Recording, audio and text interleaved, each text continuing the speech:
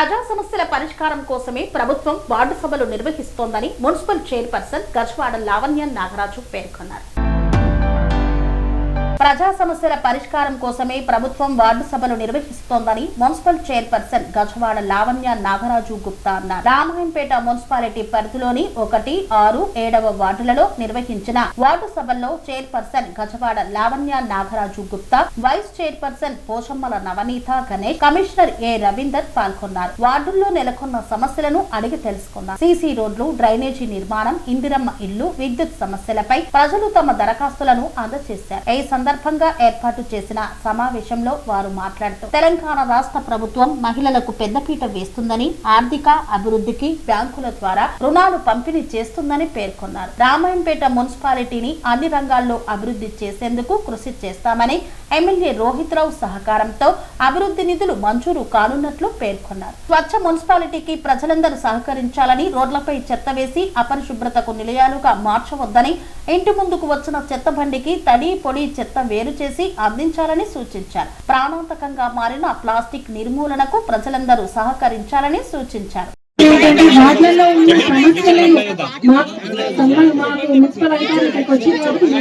ఉన్న సమస్యలు మాకు తెలియజేస్తే అది సంబంధిత అధికారుల ద్వారా మేము వాటిని సాల్వేషన్ చేసుకుని తెలియజేస్తున్నాము. దయచేసి మీకు ఇక్కడ ఇప్పుడు గొడవ చేస్తున్నారని ముఖ్యంగా ఈ వార్డు సభ ఎందుకంటే వాటి మున్సిపల్ ద్వారా జరిగే ముఖ్యంగా కానీ కరెంటు కానీ ఇటువంటి సమస్యలు తీర్చడానికి మీ దగ్గర ఏమైనా ఇబ్బందులు అంటే మీరు మాకు చెప్పడానికి మా ద్వారా సంబంధిత అధికారులకు తెలియజేసి సాల్వ్ చేయడానికి వచ్చాం కానీ వేరే ఏమి కానీ ఇతర పార్టీల గురించి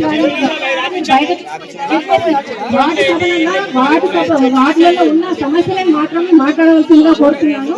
మీకు ఏమైనా సమస్యలు సంబంధిత అధికారులకు తెలియజేసి వాటిని కంపల్సరీ సాల్వ్ చేస్తామని తెలియజేస్తున్నాం. ఇంకా గౌరవ కమిషనర్ గారు లేకుండా మనకు పని లేదు. కమిషనర్ గారు వచ్చారు కాబట్టి వార్డులలో ఉండే సమస్యలు కూడా తొందరగా సాల్వ్ అవుతాయని తెలియజేస్తున్నాను. ఈ అవకాశం ఇచ్చినందుకు ధన్యవాదాలు తెలియజేస్తున్నాను. 5 సంవత్సరాలు మున్సిపల్ కౌన్సిలర్ గా ఉన్నా, 1 సంవత్సరం కౌన్సిల్ బాడీ లేకుండా కొన్ని ఇబ్బందులు కూడా జరిగినాయి. 5 సంవత్సరాలు కౌన్సిల్లో ఉన్నప్పుడు నిధుల కొరత ఉండే, యాక్చువల్గా నిధులు రాక అభివృద్ధి చెందలేకపోయినాం. డబుల్ బెడ్రూమ్లకు వస్తే గొల్పర్తి గ్రామానికి 15, 16 అపాయింట్ చేయడం జరిగింది. ఏదైనా మంచో చెడో కొద్ది సాయంతో కూడా మనం చేయడం జరిగింది. ఆ ఉద్దేశంతో నమ్మకంతో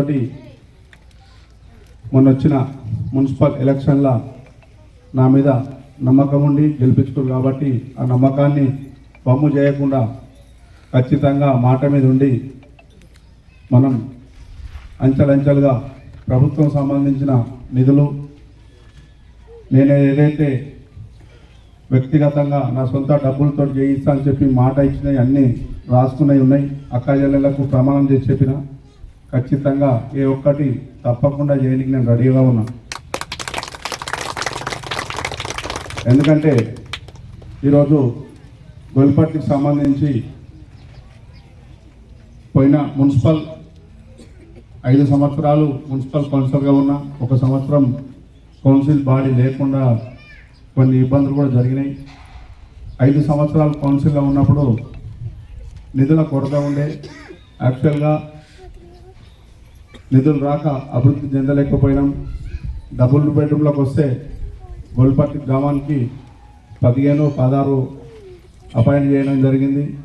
ఇంకా చాలామంది కూడా ఇల్లు లేని పేదలు ఉన్నారు కాబట్టి ఈ ప్రభుత్వంలో ఏదైతే ప్రతిష్టాత్మకంగా అమలు జరుపుతున్నామో ఇందిరమ్మ ఇళ్లకు సంబంధించి గొల్పర్తి ఈ వార్డు సభనే కాకుండా ఖచ్చితంగా నాకు వీళ్ళు మనోళ్ళు వాళ్ళ మనోళ్ళు కాదనే ఎలాంటి దురుద్దేశం లేదు.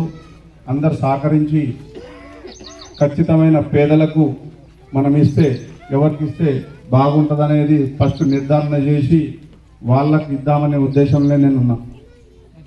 ఎందుకంటే కొన్ని ఇండ్లు కవర్లు కప్పుకొని కూలిపోయే దుస్థితిలో ఉన్నాయి. కొందరు గ్రామంలో ఉండి కిరాయికి ఉండే పరిస్థితి ఉన్నది. దీన్ని ఎలాంటి పక్షపాతం లేకుండా ఖచ్చితంగా ఎవరికైతే ఉన్నదో వాళ్ళకి ఇస్తాం. మళ్ళా ఎలక్షన్ ముందు ఏదైతే మాట చెప్పినో ఇందిరమ్మ ఇల్లుకు సంబంధించి మేమే కాంట్రాక్టర్ పంపించి 25,000 రూపాయలు కాకుండా వాళ్ళు ఒక మెజర్మెంట్ ఇస్తారు. ఏదైనా ఇప్పుడు రెండో విడతలో వచ్చే ఇల్లు మోడల్ హౌస్గా ఒకటి గొల్లిపాడుతుల ఎవరికైనా ఒక నిరుపేదకు మొదలే కట్టించి గృహప్రవేశం చేసి దాని ప్రకారంగా నేను ఇయ్యనికి కూడా రెడీ ఉన్నా. ఇప్పుడు ఎందుకంటే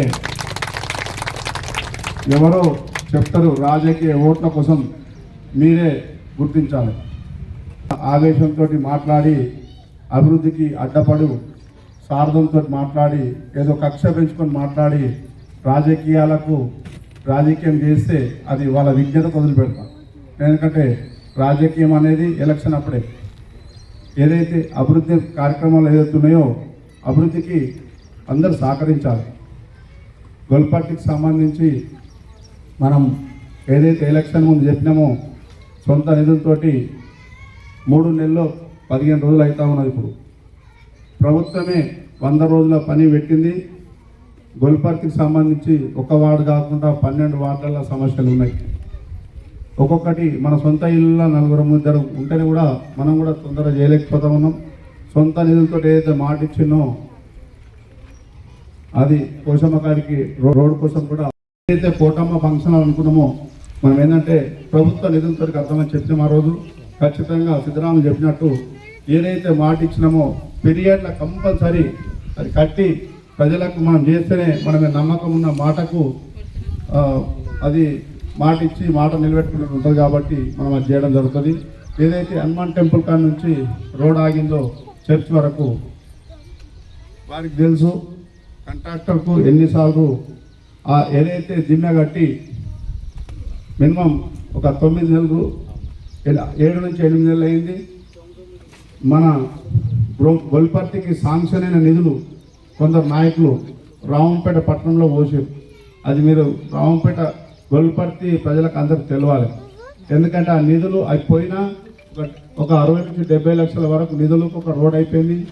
ఏదైతే ఇప్పుడు రోడ్ కోసం మనం మళ్ళా కూడా అప్రూవల్ ఎమ్మెల్యే గారికి సంబంధిత అధికారులు పెట్టినాం. ఈ మెయిన్ రోడ్తో పాటు గల్లీలలో ఉన్నాయి, ఖచ్చితంగా రోడ్ చేయాలని కూడా మనం చెప్పినాం. ఒక్కొక్కటి ఇది రోడ్డుకు సంబంధించిన వ్యయం ఆర్థికంగా ఎక్కువ ఉంటుంది కాబట్టి ప్రభుత్వం నుంచే మనం అప్రూవల్ చేసుకుంటూ ప్రభుత్వ శాంక్షన్ కోసం ఖచ్చితంగా కొట్లాడి గొల్పర్తి గ్రామాన్ని ఆదర్శ గ్రామంగా తీర్చిదిద్దడానికి కూడా నేను రెడీగా ఉన్నా. అది ప్రజలందరూ మనం సహకారం చేయాలని కూడా కోరుతా ఉన్నా. ఏదైతే మనకు మేజర్ సమస్యలుగా ఉన్న ప్రతి ఒక్కటి కొన్ని పర్సనల్, ఇప్పుడు మన పరశురామ వచ్చిండు, ఆ పరశురామ వచ్చింది ఏదైతే ఉందో పౌతి అనేది ఒక్కడే ఉన్నాడు. తల్లి తండ్రి చనిపోయిండు, వాళ్ళ ఆస్తి ఆయనకు రావాల్సిందే. కానీ దానికి లీగలే సర్టిఫికేట్ కావాలి. ఈయన ఒక్కడే అని చెప్పి నిర్ధారణ మీ సేవలో అప్లికేషన్ చేసుకుంటే సర్టిఫికేట్ వస్తుంది. ఆ సర్టిఫికేట్ వచ్చినాక ఈయన ఒక్కడే అని చెప్పి గొల్పర్తిల 3-4 ఎంక్వైరీ చేస్తారు. వాస్తవం అని చెప్పినప్పుడు దాని సర్టిఫికేట్ వచ్చినాక బరాబరి వాళ్ళు చేయాల్సిందే. కొన్ని అవి మిస్ అవుతాయి కాబట్టి ఆ లీగల్గా ప్రొసీజర్గా పోవాలి. ఏదైతే మాట చెప్పినామో అంచెలంచెలుగా కంపల్సరీ చేయడానికి రెడీ ఉన్నాం.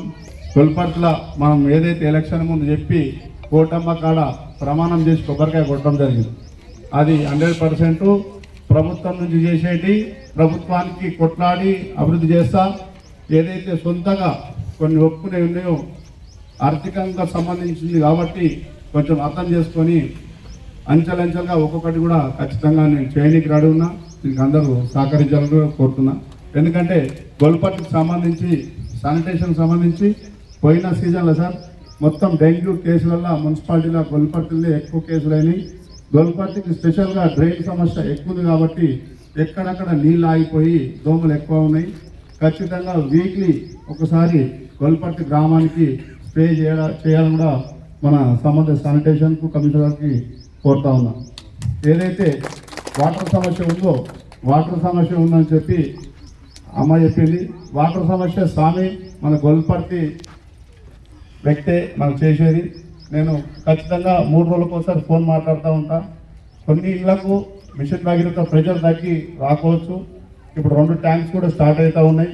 కంపల్సరీ అది అన్ని ఇళ్లకు స్పెషల్గా వచ్చేటట్టు ప్రయత్నం చేద్దాం. మన కాలనీకి ప్రాబ్లం ఉందంటే వెంటనే మోటార్ ఫిట్ చేసి సమస్య కూడా సాల్వేషన్ చేసుకోవడం జరిగింది. కొంత నాకు ఏంటంటే మన సొంత ఇండ్లు సొంత పని కానీ వెంటనే జరగదు, అంచెలంచెలుగా జరుగుతుంది. ఖచ్చితంగా మాట ఇచ్చిన ఏది కూడా తప్పకుండా చేస్తానని చెప్పి పోవడం జరుగుతుంది. ఏమున్నా మున్సిపల్ కమిషనర్ గారు మొన్నటిదాకా 5 సంవత్సరాలు మేము ఉన్నాం, పోయినాం కౌన్సిల్ 6-7 కమిషనర్లు ఇన్ఛార్జ్గా ఉన్నారు. ఎమ్మెల్యే గారికి మనం కోరితే వెంటనే మనకు పర్మనెంట్ కమిషనర్ను అపాయింట్ చేయడం జరిగింది. ఇప్పుడు కొన్ని పనులు పెండింగ్ జరిగాయి. మున్సిపల్ కాడ ఎక్కువ మనం ఇంతకుముందు లెక్క మున్సిపల్ చుట్టూ తిరుగుడు అవసరం లేదు. ఆ విధంగా ప్రయత్నం చేస్తూ ఉన్నాం. అందరు ఆఫీసర్లు కోఆపరేట్ చేస్తూ ఉన్నారు.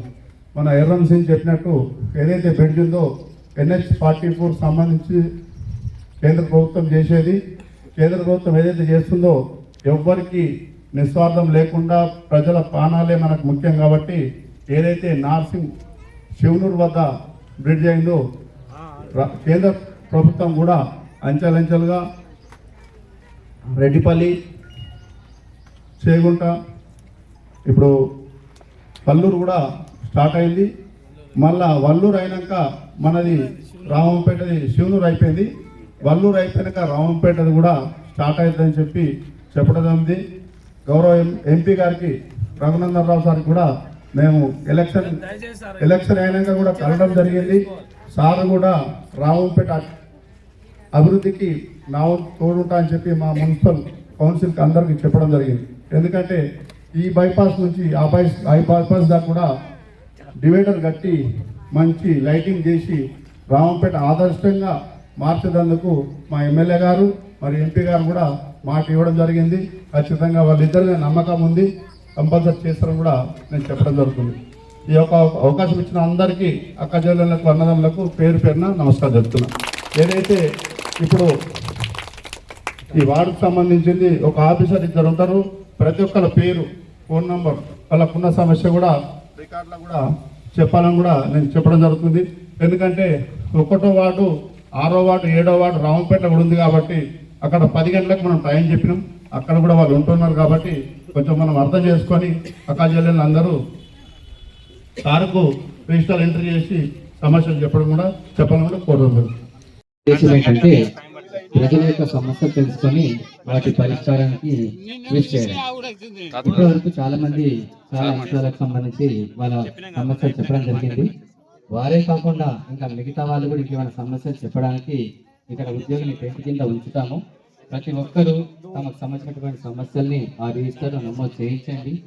చేయించిన తర్వాత తదుపరి రోజుల్లో 1 by 1 ఆ సమస్యలు పరిష్కరించేటువంటి చర్యలు చేపట్టడం జరుగుతుంది. సమయం మించిపోలేదు. ప్రతి ఒక్కరి సమస్యలు కూడా ఇక్కడ నోట్ చేసుకుంటాం, తొందరపడకండి. తర్వాత ఇంకొక అంశం ఏంటంటే ప్రజలకు కొన్ని అంశాలపై అవగాహన కల్పించడం. ఇప్పుడు రానున్న వర్షాకాలం కాబట్టి వర్షాలు విపరీతంగా కురుస్తూ ఉంటాయి. వర్షాలు ఎక్కువ పడినప్పుడు వర్షం నీరు అనేది మోరలోకి వెళ్ళేసి ముందుకు వెళ్తూ ఉంటుంది. అయితే జనాలు ఏం చేస్తున్నారంటే ఈ కురుకురే కవర్లు కానీ, వాటర్ బాటిల్ కానీ, ఇతర కవర్లు కానీ మోర్లలో వేయడం వల్ల మోర్లని జామ్ అయిపోయి ఆ మోర్లి నీళ్లు రోడ్ల మీదకి రావడం, ఆ మోర్ని లాగిపోవడం వల్ల వాటిలో దోమలు పెరగడం లాంటి ప్రాబ్లమ్స్ జనరేట్ అవుతాయి.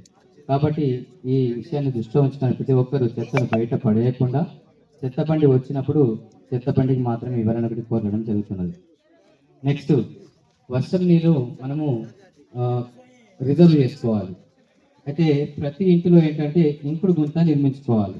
ఆ ఇంకుడు గుంత నిర్మించుకోవడం వల్ల ఏమిటంటే వర్షం నీళ్ళు భూమిలోకి ఇంకి గ్రౌండ్ వాటర్ అనేది ఉంటాయి.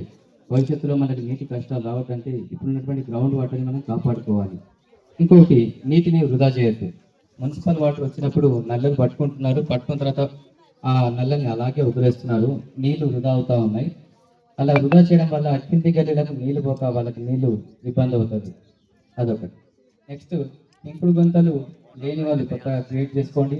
ఒకవేళ ప్రస్తుతానికి మీకు ప్లేస్ అవైలబుల్గా లేదు అనుకుంటే ఆ డాబా పైన వర్షం నీళ్ళు ఏవైతే వస్తూ ఉంటాయో వాటిని ఈ బ్యారీలలో బకెట్లలో నింపి పెట్టుకోండి. వాటిని ఇల్లు గడగడానికి కానీ, పూల మొక్కలకు కానీ, లేదా లెట్రిన్కి కానీ వాడుకోవచ్చు. ఈ విధంగా నీటిని ఒడిసి పట్టుకొని వాటిని మంచిగా విలువైన పనులకు వాడుకోండి. తర్వాత ఇంకొక విషయం ఏంటంటే దోమల సమస్య గురించి ప్రస్తావించారు. అయితే దోమల గురించి మీకు ఒక వివరణ ఇవ్వాలి ఏంటంటే అసలు దోమలు ఎందుకు అవుతుంది మరి కారణాలు ఏంటి పరిశీలిస్తే ఎప్పుడైతే గృహిణులు చెత్తను బయట వేస్తారో చెత్త బయట వేస్తారో అక్కడ ఆ చెత్త అనేది మురిగిపోవడం స్టార్ట్ అవుతుంది. ఆ చెత్త పైన ఈగలు దోమలు ఆడడం స్టార్ట్ అవుతుంది. ఆ ఈగలు దోమలు ఆ చెత్త పైన గుడ్లు పెడతా ఉంటాయి. ఇంకెక్కడైనా తడి తేమ ఉంటే కూడా నీరు నిల్వ ఉంటే కూడా అక్కడ దోమలు గుడ్లు పెడతా ఉంటాయి. ఒక దోమ దాని జీవిత కాలంలో ఎన్ని గుడ్లు పెడుతుంది అంటే 3000 గుడ్లు పెడుతుంది.